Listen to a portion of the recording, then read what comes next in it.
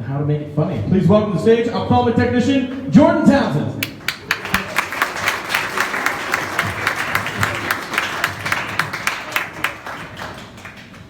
Good evening, I'm Jordan, and I work in ophthalmology, which many of you might be thinking right now, oh, I know that, which looks better, 1 or 2? That's optometry.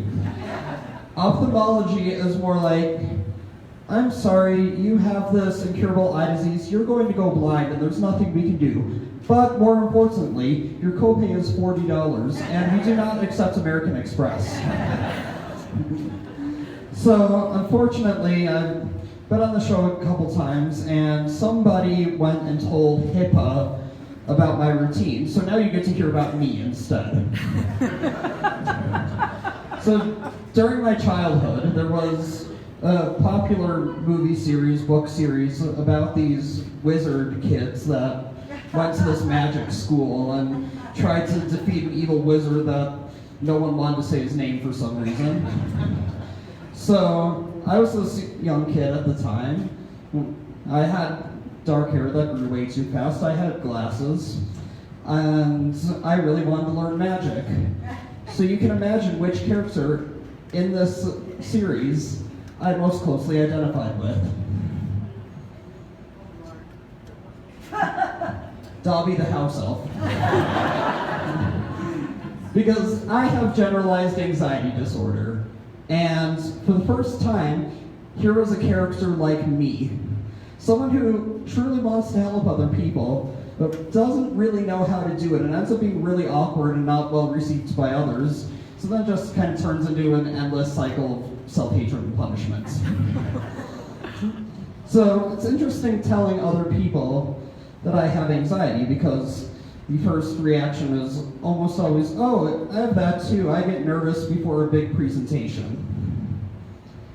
To which I respond, yeah, well, last staff meeting I had to pop a Xanax because I was freaking out that my boss might lock me and all my coworkers inside of the closet and give us a pile of Legos and leave us there for 2 hours. And then they say, well, that's really irrational. Like, yeah, it's generalized anxiety disorder, not evidence-based apprehension syndrome. So then comes the unsolicited advice, like, oh, have you tried lavender oil? Well, first of all, the smell of lavender makes me irrationally angry. So, with lavender oil, now I'm angry, and I'm still panicking. So I'll stick with my evidence-based medicine for now, but thank you. So, anxiety works in weird ways. For example, last year I went to Africa and I climbed Mount Kilimanjaro. Thank you. Now, a lot of people asked me what the hardest part of this hike was, and I said, the layover at Bole International Airport in Ethiopia.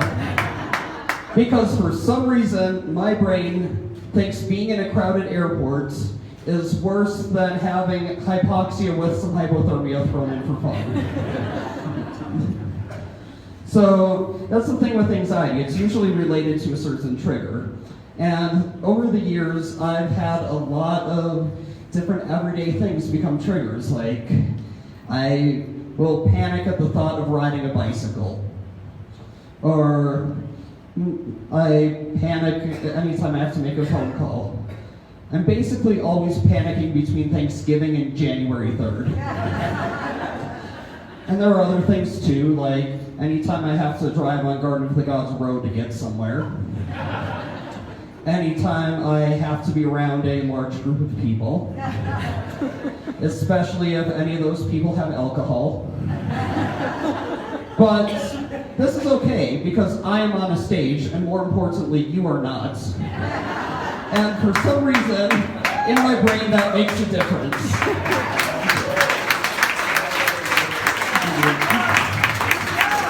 So, and also, it's a lot easier to drive on Garden of the Gods as long as I stay west of Centennial, so we're good.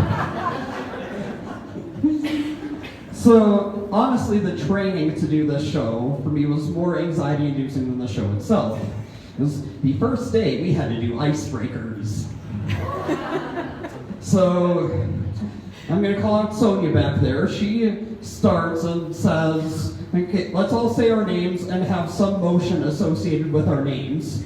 So she's like, I'm going to start. And she goes, I'm Sonia! And it goes around the room like that. Everyone has this really cool motion. And then it gets to me. And by this point, I am panicking. So I'm just sitting there like this. So yeah, now I'm Jordan.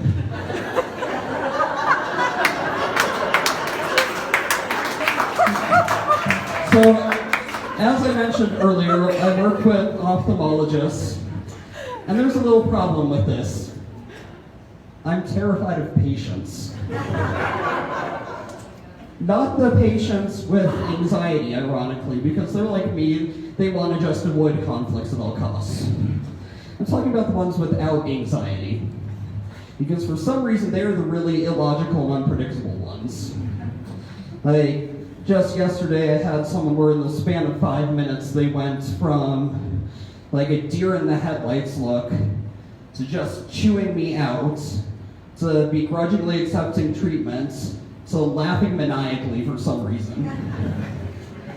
And at this point, I'm panicking.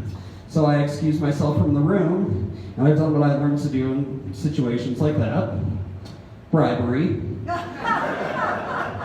So I go up to my coworkers, I'm like, I have an unopened bottle of Coke, who wants it? Someone accepted, and they got to take care of that patient. So working with the public has made me realize that not having a mental illness is a mental illness. I mean, think of it. Have you ever seen someone with a mental illness have a complete meltdown because an athlete decided not to stand during a game's opening musical number?